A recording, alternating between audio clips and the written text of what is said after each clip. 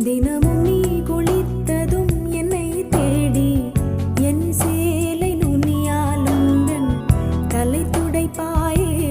அது கவிதை திரு